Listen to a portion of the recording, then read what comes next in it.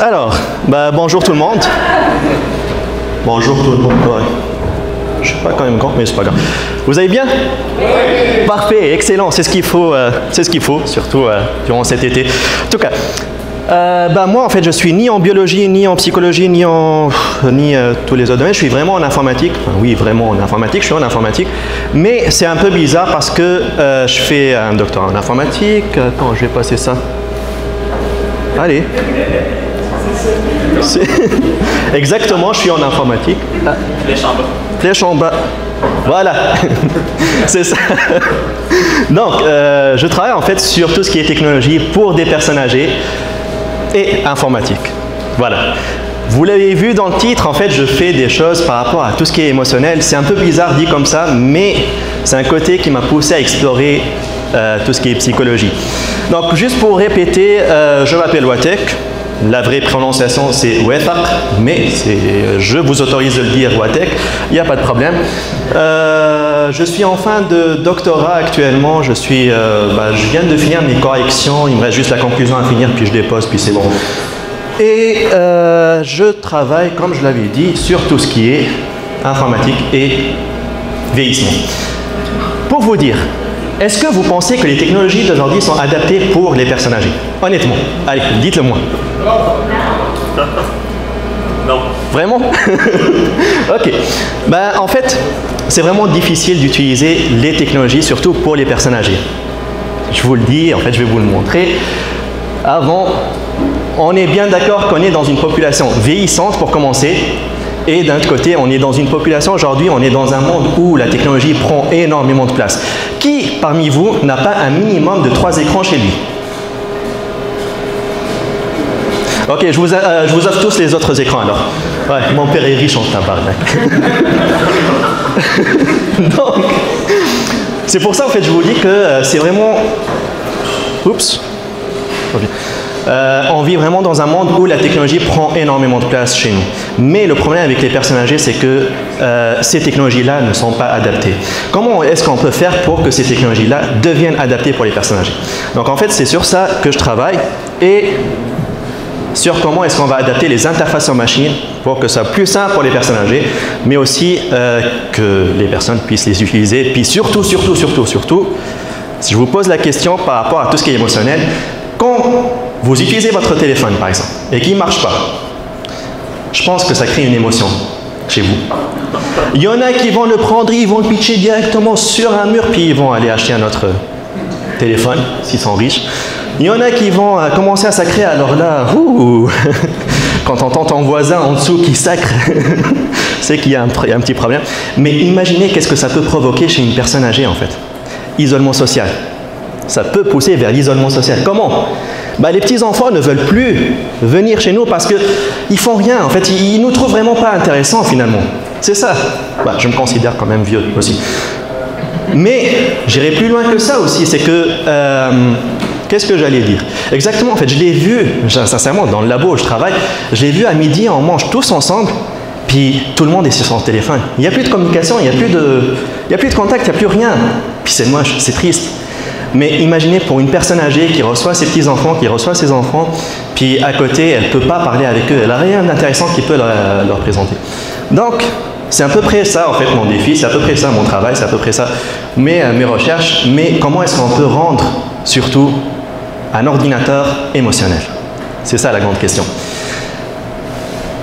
On le voit dans les films, on le voit dans plein de films. Vous l'avez peut-être vu aussi avec la dernière présentation de Google par rapport à Assistant, où il a des mots vraiment, genre émotionnels en quelque sorte, en appelant un coiffeur, puis prendre un rendez-vous, puis là, la personne qui prend l'appel lui dit ouais, attendez, je vais vérifier. Puis là, t'entends le robot qui dit c'est bizarre, mais oui, l'ordinateur est rendu à cette étape-là maintenant. Et les émotions, c'est quelque chose d'inné. C'est quelque chose en fait qui nous rend humains. Toute interaction avec une machine, toute interaction avec n'importe quoi, ça crée des émotions chez nous. Je suis sûr que vous avez eu une voiture, peut-être un petit char, vous avez eu, je ne sais pas, n'importe quel objet, puis que vous avez développé des émotions envers cet objet. Puis vous le gardez toujours.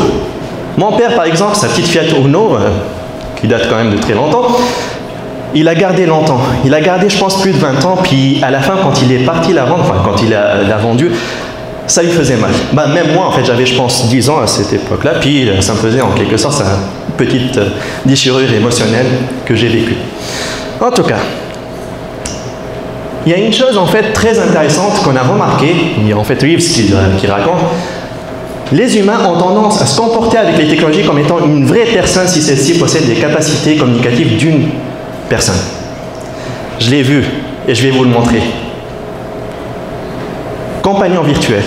Je vous ai parlé de tout ce qui est émotion dans les machines, mais une des façons pour avoir ces émotions-là, c'est créer des compagnons virtuels. Est-ce que vous l'avez vu dans des tablettes, le petit chat avec qui on peut parler? Vous connaissez la petite application? Non?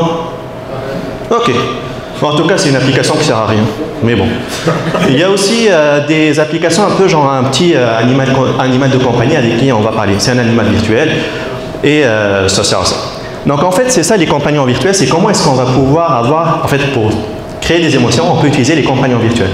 La grande question, c'est quelles sont les caractéristiques de ces compagnons virtuels-là? Quelle est l'apparence? Quelles sont ces caractéristiques émotionnelles aussi?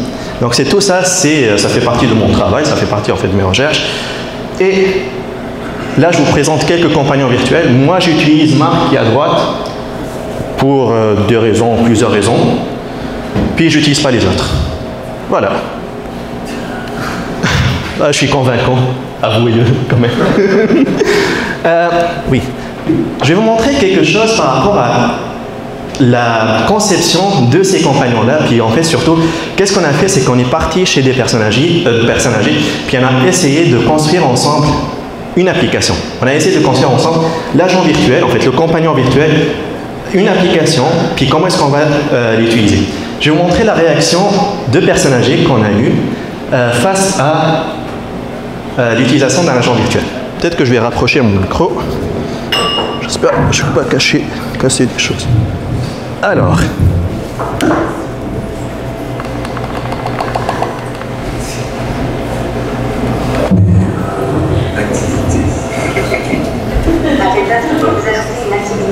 est-ce que je peux...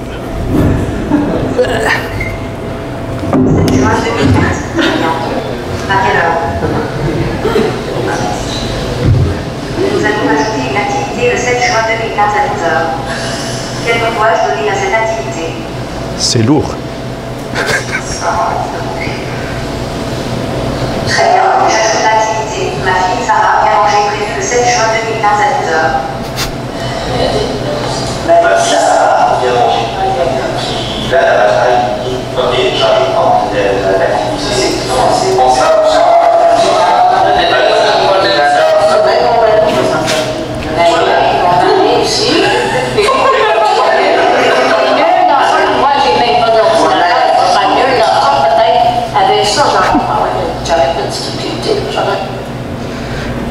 J'aime bien le commentaire de la participante qui dit « Même mon mari peut s'en servir ». Juste ça. Mais bon. Donc, en fait, ça, c'était pour présenter à nos participants qu'est-ce qu'un agent virtuel puis comment est-ce qu'on peut l'utiliser. Surtout avec une interaction vocale. Mais ce qu'on a fait essentiellement... Allez, l'autre.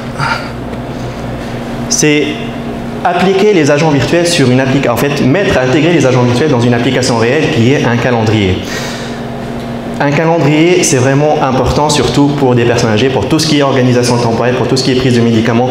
C'est vraiment énormément d'aléas à côté. Puis en fait, c'est pas facile de s'organiser. Des fois, on peut utiliser un calendrier mural, mais on fait des post-it, on met des post-it, puis après on perd le post-it, et après voilà, on a oublié le rendez-vous, puis tous les problèmes liés à ça.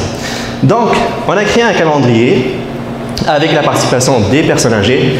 On a créé un agent virtuel avec la participation des personnes âgées.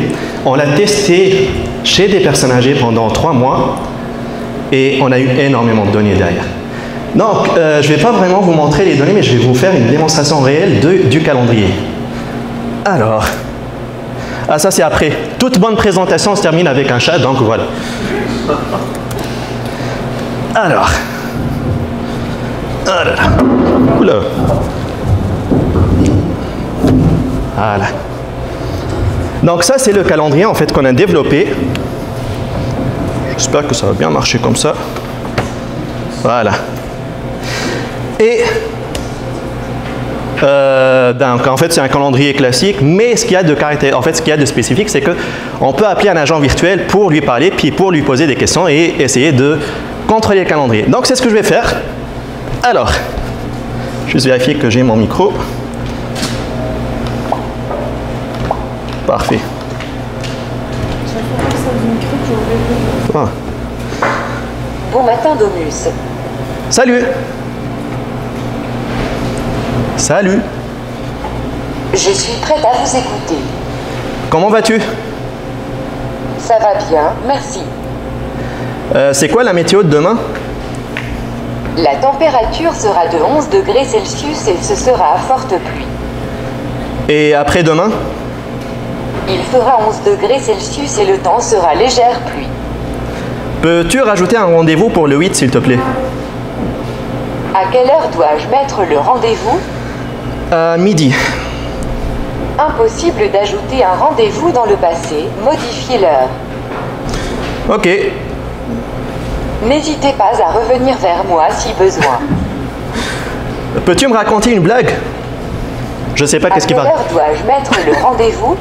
Ça, c'est bien sûr en fait les bugs qu'on a quand on fait une démonstration. Mais C'est vrai que c'est plutôt pas mal. va te coucher. Un peu de repos me fera du bien. Merci. Voilà.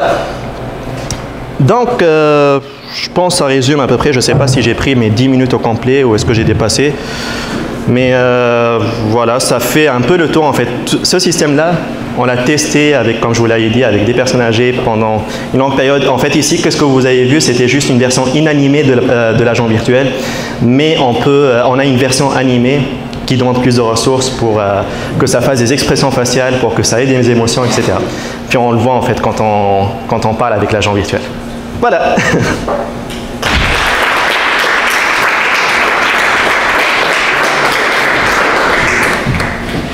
Si vous avez des questions.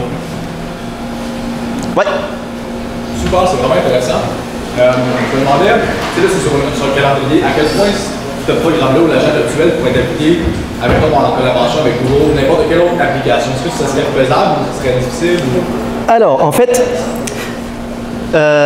vu que ma thèse, je l'ai fait, mon doctorat, je le fais en fait au laboratoire Domus, qui est un laboratoire de domotique.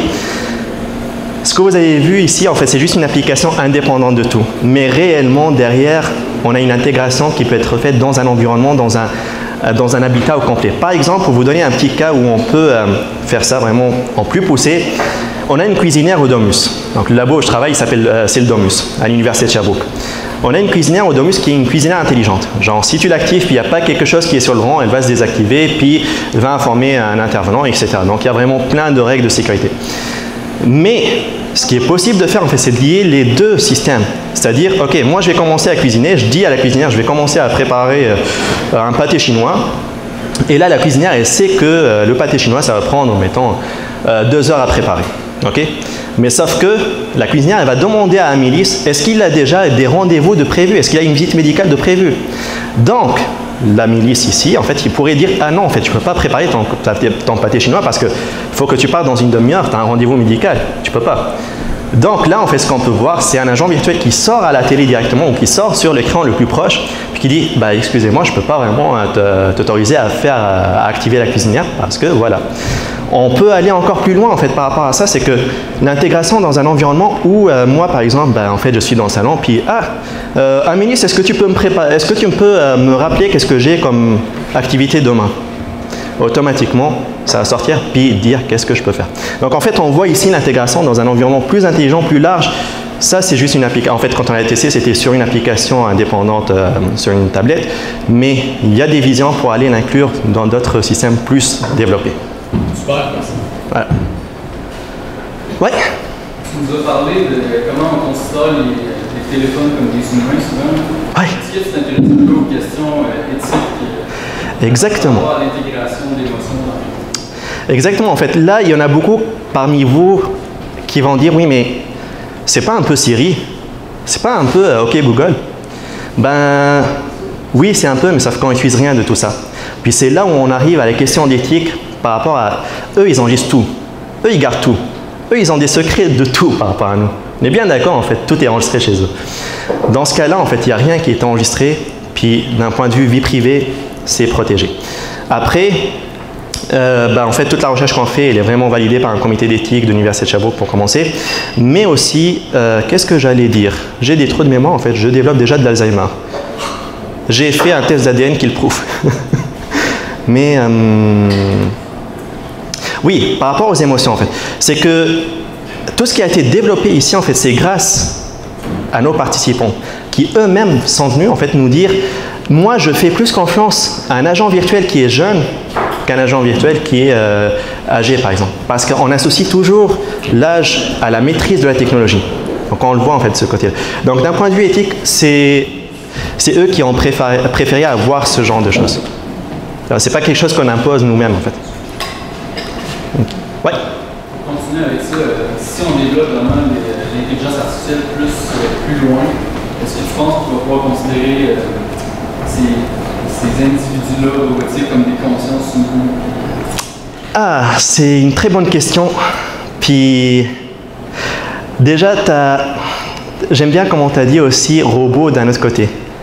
Parce que dans ma recherche, dans ma revue de la littérature, je distingue les robots des agents virtuels. Les robots, on peut en avoir, puis il y en a par exemple, vous l'avez parmi vous, peut-être il y en a qui connaissent Sophie, je pense, ou Sophia, je pense, un robot très récent, puis vraiment très réaliste, à tel point pour vous dire, pendant une présentation, le robot il disait mon objectif c'est détruire les humains.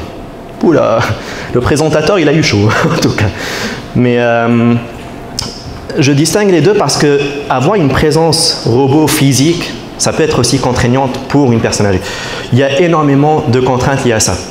Présence physique, ça veut dire que il peut y avoir des obstacles. La personne âgée peut tomber, peut avoir une chute. Puis d'ailleurs, il y a eu un cas où le robot aspirateur, c'est pas vraiment énorme, qui a aspiré les cheveux d'une dame qui a 54 ans. Puis il fallait l'intervention des pompiers pour la libérer. On voit des contraintes en fait par rapport à ça. C'est pour ça que je vise en fait plus les agents virtuels. De 1, le coût il est plus faible que les robots. La maintenance est plus faible que les robots en fait, le coût de la maintenance. Puis même pour la présence, c'est pas un problème. Si je veux pas ça, j'éteins un écran, je désactive. Donc il y a de ça. Après, est-ce qu'on peut considérer ça comme étant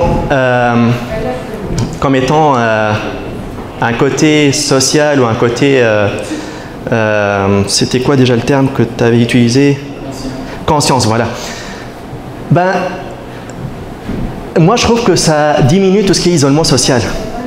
Parce que j'ai eu une participante qui m'a dit, ça m'a fait en fait un sujet de discussion avec ma fille pendant 1 heure, je lui montrais ça. Moi, je trouve ça intéressant. Moi, je trouve ça en fait le fait que ça rapproche en quelque sorte les personnes. C'est intéressant. Moi, je l'ai vu avec des participants en fait qu'ils communiquaient par rapport à ça. Il y en a beaucoup qui vont me dire, oui, mais le tactile, ça peut s'utiliser. Tu sais, aujourd'hui, on a souris, on a le clavier. C'est difficile de le gérer pour des personnes âgées. On a le tactile, d'accord, on a le tactile. C'est encore plus difficile parce que je l'ai vu avec une participante, elle a touché l'écran avec quasiment ses 10 doigts, ça ne marchait pas. À un moment donné, moi, je me suis dit, mais attends, peut-être c'est l'écran qui ne marche pas. Puis, l'hypothèse que j'ai développée, en fait, liée à ça, on sait qu'un écran tactile, c'est un écran capacitif. Il a besoin d'une petite décharge électrique pour savoir où est-ce qu'on a touché. La personne était diabétique.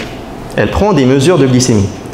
L'hypothèse que j'ai développée, c'est que peut-être avec les piqûres qu'elle fait, la peau elle devient plus dure, puis il n'y a plus cette décharge électrique. Donc la résistance de la peau est plus grande. En fait. Donc ça crée de la frustration. De toute façon, ces technologies-là ne sont pas faites pour moi, puis tout ce genre de choses. Donc en fait, c'est vraiment... Ça reste toujours une question d'éthique aussi, d'un côté un peu difficile à y répondre. Mais peut-être qu'on va y arriver. En fait. Ouais. Par rapport au fait que tu as dit, mettons, avec Siri ou avec Google, ouais. Que dans le fond, toi, ton projet, ça garde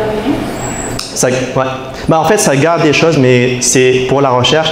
Puis il y a un formulaire de consentement au début qui est signé, puis les données qui sont enregistrées ne peuvent pas être gardées plus que 5 ans. Puis ils sont anonymisés aussi de notre côté. Donc on a aussi ça. Mais c'était plus par rapport au fait que est-ce que ton intelligence artificielle va apprendre? On a utilisé ces données-là pour l'apprentissage, c'est sûr. Mais tu sais, après, pour l'apprentissage, ce qui se passe, c'est que les données deviennent des chiffres, deviennent des nombres, puis il n'y a plus rien, en fait. Ça ne garde plus le sens. Donc, il y a aussi de ça. Okay.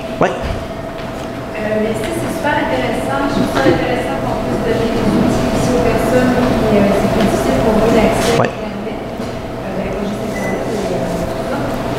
Moi, le questionnement que j'ai par rapport à ça, par exemple, c'est au niveau de l'isolement.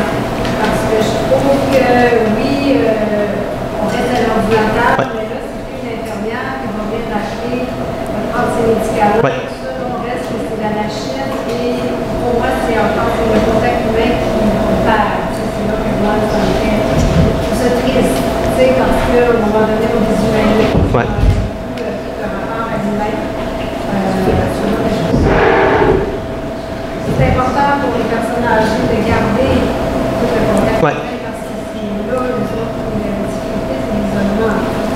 Je suis d'accord avec ce que vous dites et d'un autre côté, en fait, ce qui s'est passé, c'est que, en fait, parmi les retours que j'ai eus, il y avait une participante, en fait, la majorité, c'était des participantes que j'avais eues.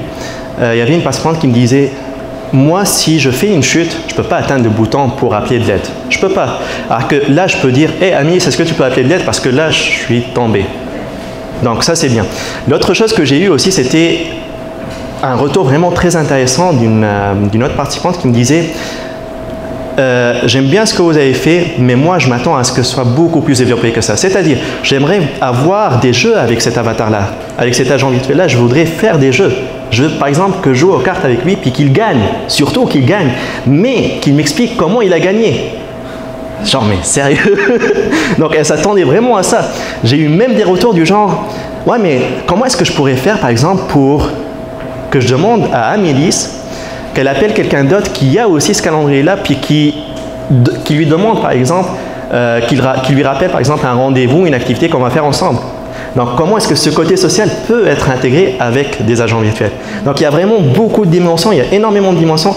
Le contact humain, je suis tout à fait d'accord avec vous quand vous le dites, c'est important, c'est nécessaire.